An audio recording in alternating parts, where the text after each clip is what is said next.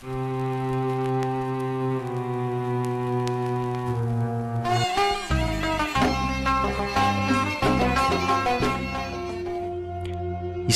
2 tingkat yang semula berdiri megah itu hangus hancur lebur dengan tanah. Isinya pun dijarah dan dibawa pergi oleh kaum serdadu berlabel nasional yang ramai-ramai merubuhkannya. Para tentara dari Satuan Brawijaya tak hanya membakar istana, mereka juga menghancurkan pemukiman di sekitarnya, termasuk rumah-rumah adat. Insiden pembakaran istana itu bukanlah yang pertama. Sebelumnya, dini hari 3 Juli 1964, pasukan prajurit dari satuan yang sama mengepung Kesultanan Bulungan. Terjadilah peristiwa pembantaian yang memakan cukup banyak korban. Banyak di antara mereka yang sebenarnya tidak tahu apa-apa. Kerabat kami satu persatu diculik, ada yang dibunuh. Setidaknya ada 58 orang korban keganasan tentara, ungkap Ibrahim. Ibrahim sepertinya memang tidak mengetahui berapa sebenarnya jumlah korban dalam aksi pembantaian tersebut. Brigjen Soeharjo memerintahkan tentara menangkap seluruh bangsawan Bulungan. Mereka dibagi ke dalam beberapa grup. Seluruh bangsawan laki-laki disatukan dalam satu kelompok, lalu dimasukkan ke dalam perahu. Sedangkan anak-anak dan perempuan ditempatkan di perahu yang lain. Rencananya mereka akan dibawa ke Takaran. Dari sana berlanjut ke Balikpapan. Ternyata rencana itu tidak dijalankan. Ada 30 orang yang akhirnya dieksekusi tim pengawal yang berasal dari Kodim Bulungan. Mayat mereka dilempar begitu saja ke lautan. Di sisi lain, kedatangan tentara nasional pada waktu subuh itu sebenarnya cukup aneh. Malam hari sebelum tragedi, Kesultanan Bulungan kedatangan tamu pejabat militer, Ali Amin Bifaqih. Dalam buku Sekilas Sejarah Kesultanan Bulungan dari masa ke masa menyebutkan, tamu itu adalah Letnan Simatupang dan Kapten Buntaran. Disebut aneh karena kedua tamu tersebut datang secara baik-baik dan terlibat obrolan santai dengan Sultan Bulungan. Bahkan tak jarang terdengar tawa penuh keakraban. Setelah beberapa lama berbincang, Letnan Simatupang dan Kapten Buntaran pamit undur diri.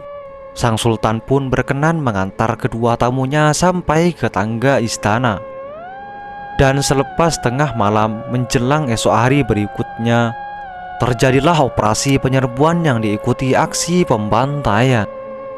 Bulungan dituding melawan negara puluhan tentara bersenjata lengkap yang berdatangan pada dini hari pada tanggal 3 Juli 1964. Hal itu mengejutkan penduduk Bulungan yang hendak bersembahyang subuh.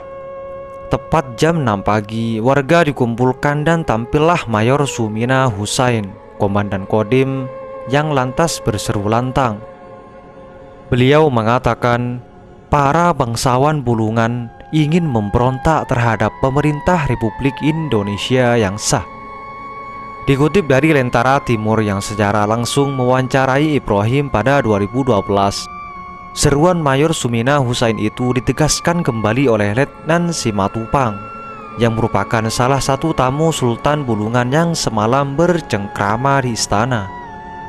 Sejumlah warga yang melihat Letnan Simatupang dan Kapten Buntaran bertamu dan diterima dengan baik oleh Sultan Bulungan tidak percaya dengan tudingan itu.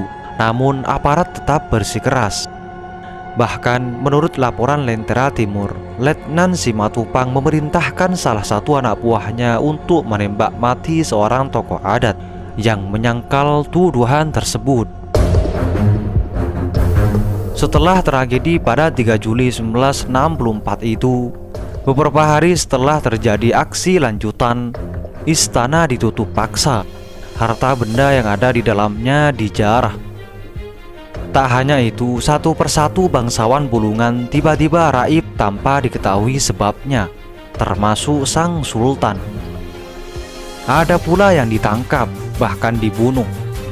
sebagaimana kesaksian Ibrahim yang berpuncak pada pembakaran istana beberapa pekan kemudian. Seluruh penduduk diperintahkan untuk turut membantu tentara membakar dan menghancurkan istana Kesultanan Bulungan. Jika terdapat warga yang tidak mau atau menghindar, maka akan dianggap melawan pemerintah negara dan dicap sebagai pemberontak. Simpang siur tuduhan makar belum terungkap dengan pasti. Yang jelas, kerajaan yang berdiri sejak abad ke-16 ini memang enggan mencari masalah karena memang tidak punya angkatan perang yang kuat. Bahkan pada masa kolonial Belanda pun Kesultanan Bulungan masih berdamai ketimbang mengajak ribut. Kerajaan Bulungan dan Belanda itu bersahabat. Kami tidak berperang melawan Belanda. Ada yang menyebutkan bahwa aksi itu semata-mata polah oleh oknum TNI yang dikendalikan oleh Partai Komunis Indonesia atau PKI. Insiden tersebut terjadi atas perintah Pangdam Mula Warman, Brigadir Jenderal Soeharjo, yang disebut-sebut dekat dengan sayap kiri PKI. Dalam buku S. Kalimantan The Decline of a Commercial, Burhan Jabir Magenda menyebutkan Soeharjo dilaporkan menerima dokumen yang memperlihatkan indikasi keberpihakan Kesultanan Bulungan kepada Malaysia, yang seringnya anggota keluarga kesultanan bepergian ke Sabah di saat sedang gencar-gencarnya kampanye ganyang Malaysia menjadi dalih penguat. Kunjungan-kunjungan itu sebenarnya bisa saja dianggap wajar. Keluarga Kesultanan Bulungan memang punya ikatan keluarga dengan Kesultanan Sabah. Konteks politik konfrontasi dengan Malaysia membuat tafsir bisa menjadi begitu lentur, untuk tidak mengatakan dibuat-buat secara post factum. Setelah peristiwa tragis pada 1964 itu terjadi, banyak warga Bulungan terutama dari kalangan istana yang lolos dari pembantaian oleh tentara Indonesia. Mereka lari menyelamatkan diri ke negeri jiran yang memang letaknya tidak jauh. Hal tersebut diakui oleh Ibrahim. Dia mengatakan, "Kami dituduh makar melawan pemerintah yang sah.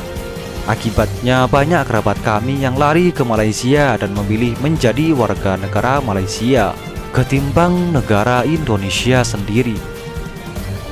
Salah satu orang penting yang selamat dari insiden itu adalah pewaris tahta Kesultanan Bulungan, yaitu Datu Maulana Muhammad Al-Ma'un bin Muhammad Jalaluddin, yang meminta suaka politik ke negeri seberang. Sampai saat ini, tokoh yang seharusnya dinobatkan menjadi Sultan Bulungan itu masih menjadi warga negara Malaysia. Kenangan atas peristiwa tragis itu rupanya masih membekas bagi warga Bulungan dan keturunannya yang bermukim di sana. Meski masih berstatus sebagai warga negara Indonesia, tidak sedikit penduduk Bulungan yang cenderung menggantungkan hidupnya kepada negara tetangga. Tak ada nasionalisme di sini. Kami makan dan belanja barang-barang yang hampir semuanya dari Malaysia. Beliau melanjutkan, ekonomi masyarakat di Bulungan sangat maju saat itu. Jika tidak bergabung dengan Indonesia, kami mungkin sama sejahteranya seperti Singapura. Semoga bermanfaat. Assalamualaikum warahmatullahi wabarakatuh.